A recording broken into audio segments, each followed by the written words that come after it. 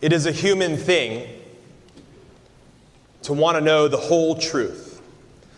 But most of the time, we only glimpse just a piece of it.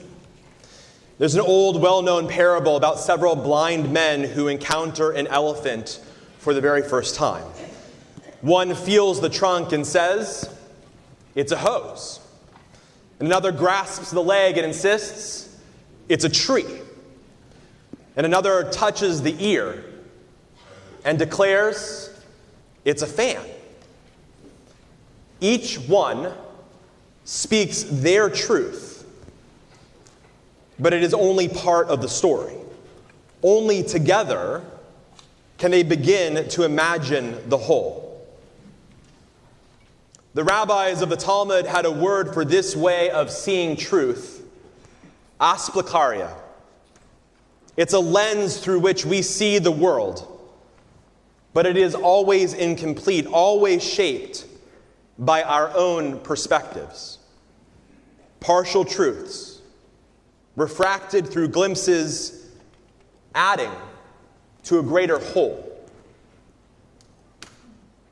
Judaism has always insisted on multiplicity. There are so many Jewish examples.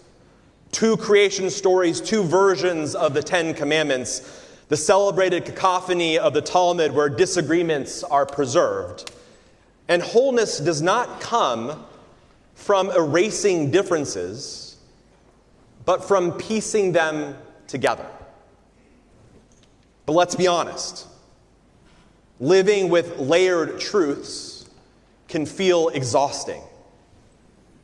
This year on Rosh HaShanah, we begin with the call to wake up to a world of possibility and promise, even as we already know, spoiler alert, that tomorrow is going to be flawed and complicated. We see goodness and light right here. People who gather to pray, to learn, to mourn, to celebrate, to be proudly Jewish. But we feel the dangers out there.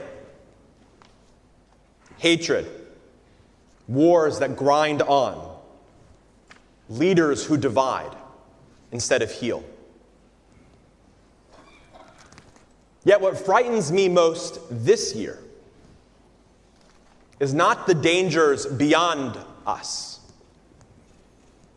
It is the fractures within.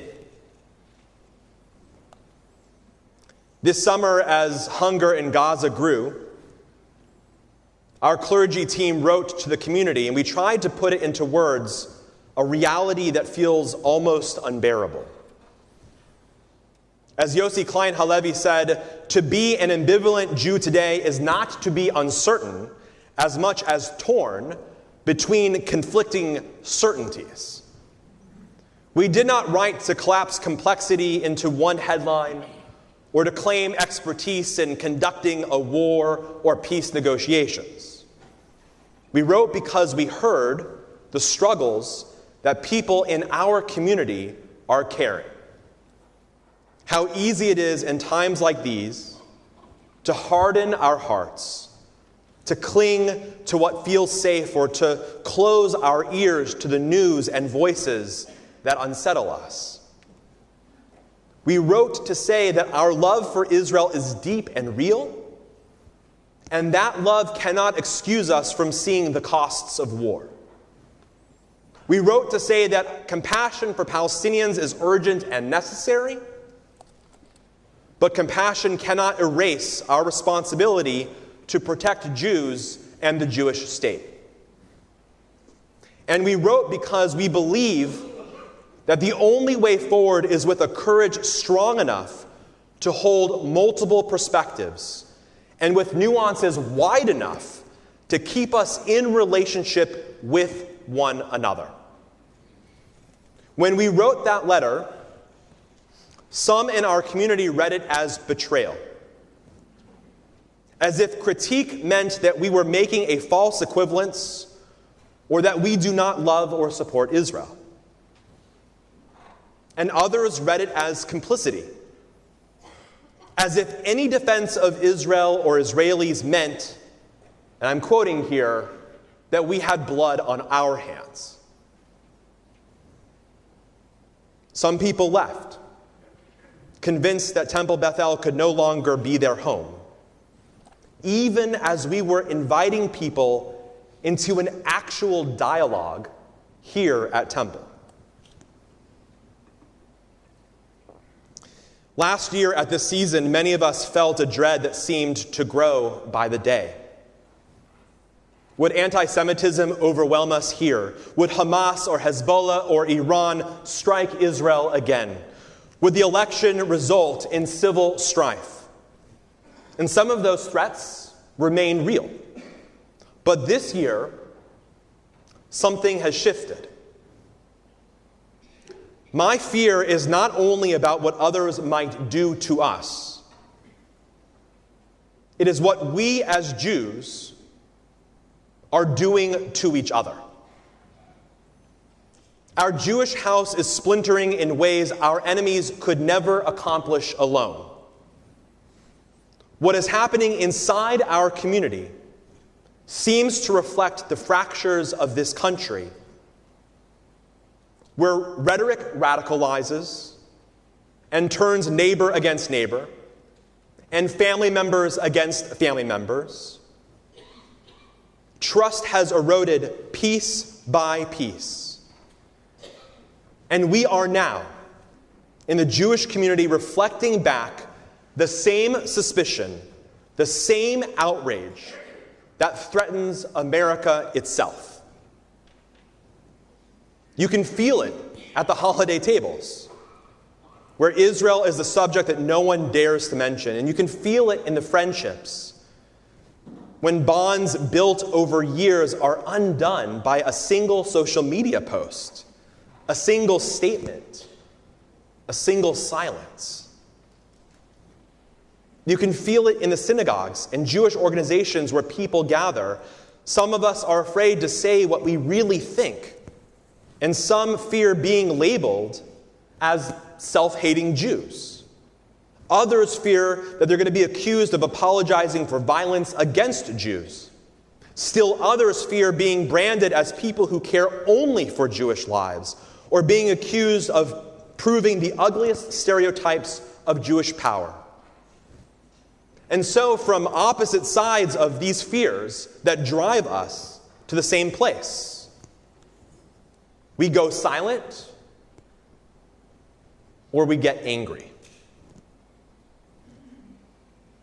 But silence and anger, too, are choices. Where once we could hold a diversity of views in one room, now the very existence of another opinion feels somehow unthinkable. Perhaps that coexistence was always much more fragile than we wanted to admit. Maybe it was an illusion held together by politeness, Southern hospitality. But still, it felt more possible than it does right now. Today, disagreement feels personal. A different view doesn't just challenge our ideas, we treat it as if it somehow reveals something truer, something darker about the other person than all of the kindnesses and conversations that came before. It is not only that people disagree, it is that we no longer believe that disagreement is survivable. And that hurts in a way that goes deeper than a difference of opinion because it threatens relationships. Judaism has never required us to think in one unified voice. But what we are facing now is not simply disagreement. It is the judgment that whispers. If you see it that way, then you're bad. And since what I believe is clearly right, I must distance myself from the bad. So maybe you are no longer my kind of people. And it has left me wondering, can we still belong to one another if we do not see Israel the same way? Can we still belong to one another if we don't see America the same way, or Judaism the same way? Can we view our differences without losing patience? If we decide that difference is intolerable, if we decide to walk away from the table, away from debate, away from community, we will unwind the covenantal bonds that have held us together as Am Echad Panim Rabot, one people with many faces. And if we stop seeing each other as bound together and start to believe that we are better off apart, the Jewish house will collapse.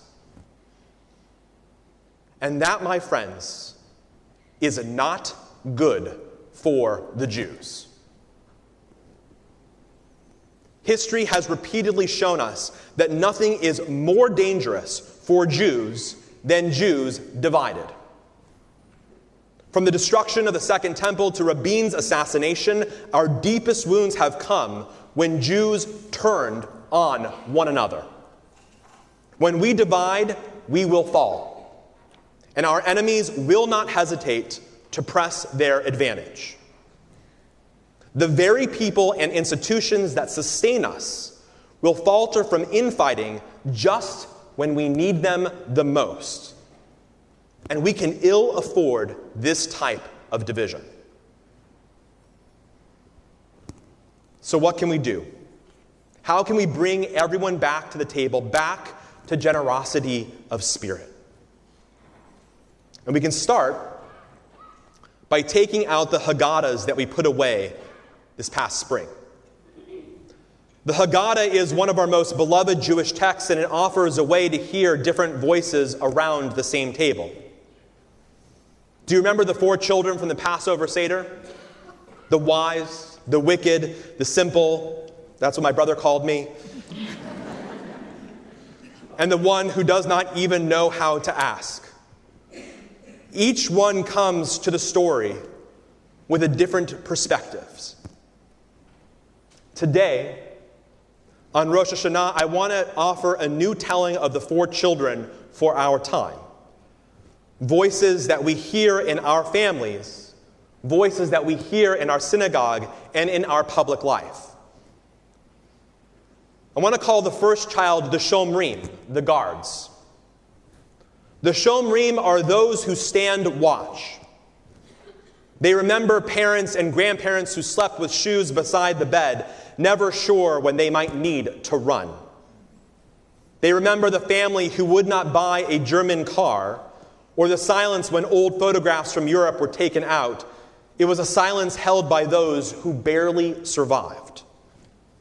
And for the Shomrim, those memories are not history. Those memories are warning sirens. They know that if we do not defend ourselves, no one else will. So they guard. They insist that Israel must be defended at all costs. Critique is not possible. For them, dissent feels dangerous. The Shomrim look at our democracy and feel its foundations are trembling. And for them, vigilance is survival. So the Shomrim press us with questions. How can we be critical of our own people or our own country when it is in danger? And how can we make sure that we are never vulnerable again? The second child, the Nevi'im, the prophets. The prophets walked the ruined streets of Jerusalem. They lifted their voices by the rivers of Babylon, proclaiming truths that no one really wanted to hear. They warned that injustice and arrogance and cruelty would lead to collapse. And the Nevi'im, they're still with us today. They see suffering in Gaza, and they see hostages still in captivity. They see violence rising in the West Bank and words of vengeance from leaders who should know better. and they cry out, "Silence is complicity." So they march, and they post on social media, and they shout, because if they do not, they feel that they betray the covenant of justice and the responsibility to work towards a better world. The Nevi'im look at America and call out racism and anti-Semitism. They warn against cruelty dressed up as policy. They speak of threats to democracy and demand better from this country that they love. And the Nevi'im still press us with questions. Isn't critique a sacred obligation? And if not now, when? The third child, the Rabbanim, the debaters. Now, Rabbanim means rabbis, but this child is not only clergy. It is anyone who finds holiness in questions, anyone who believes that wisdom grows through dialogue. The Rabbanim love questions that do not end in a single answer, to see debate not as division, but as devotion, to carry the spirit of Hillel, who said, "Repeat your opponent's words before you say your own." And the Rabbanim teach us that holding tension is a form of reverence, that argument can be sacred. But their love of argument carries risk, because study can become avoidance, and curiosity can slide into paralysis. Sometimes while they are still debating, someone is bleeding right in front of them. And the moment demands action, not another question. The Rabbanim are still with us today, and they press us with questions. How do we protect curiosity in a world that is addicted to certainty? And how do we preserve the art of disagreement without losing the urgency to act? The fourth child, the one who has left the table. Well, their seat is empty. The page of the Haggadah is just torn out. The fourth child has left because Judaism feels too bound up with Israel or too bound up with American politics. They left because it feels too overwhelming to just pick a side. They left because they feel betrayed by institutions and rabbis, by parents, by elders who said too much or too little. The one who has gone has left us a page of questions. Why would I enter a door when the people in the room do not see me as I am? If everything is about political action or a position, then where is the space for me as a person? Do you still want me, even if I no longer want you?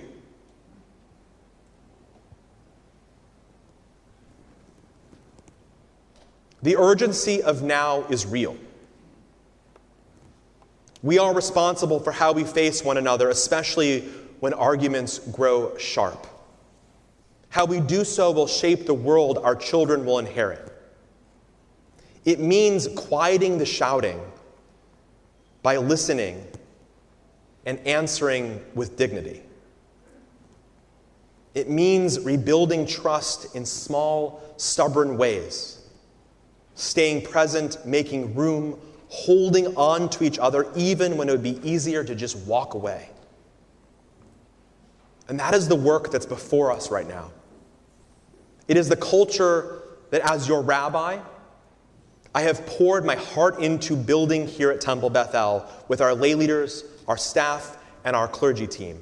It's a culture that listens deeply even when voices are raw. A culture that makes space for courageous disagreement, where questions are welcome, and no one is shamed for wrestling, provided that we wrestle in good faith and with respect and care for each other. A culture wide enough for the seekers, the skeptics, the doubters, and the devoted. And maybe, to make this real, we need some rules for the table. As Ezra Klein recently wrote, we're going to have to figure out a way to live together. So some rules would help. Rule number 1, Nobody leaves the table. If you are uncomfortable, stay with the discomfort. Say it out loud. Let the conversation deepen and come and talk. Don't leave the table. Rule number 2. Once you're at the table, do not try to convince anyone else that you are right and they are wrong. It is not that easy to be Jewish today. So the goal is not uniformity. The goal is understanding and witnessing and the feeling of being in it together. And finally, rule number 3, be curious. Suspend your certainty, make room to be surprised. The rabbis knew the power of these truths. They taught that the second temple was destroyed not by Rome alone, but by sinat chinam, baseless hatred that hollowed us out from within. And so in the shadow of the destruction and exile, they gave us the Haggadah. They crafted a ritual that brought everyone back to the table, even when grief and blame still burned hot. That is what it means to be a people of resilience. To take destruction and turn it into dialogue. To take fracture and transform it into a table that is large enough to hold us all. We are going to need one another, not only to endure the end of this war, which, please God, will happen soon, but also in the reckoning and the rebuilding that will follow, which may test us even more. And we will need one another to resist the poisons that already divide America, and to make sure that those fractures do not hollow out our Jewish house. If we resist here, if we practice these rules in our homes, at Temple Beth El, on Shalom Park, and across Charlotte, then we can model what it takes to hold the community together even when the world urges us to divide, urges us to harden our hearts and to turn on one another. We have not endured for thousands of years because we agreed. We have endured for thousands of years because we refused to let go of one another. The table must be reset again and again and again until it is wide enough to hold us all. Every face, every question, every single hope. Shana Tova.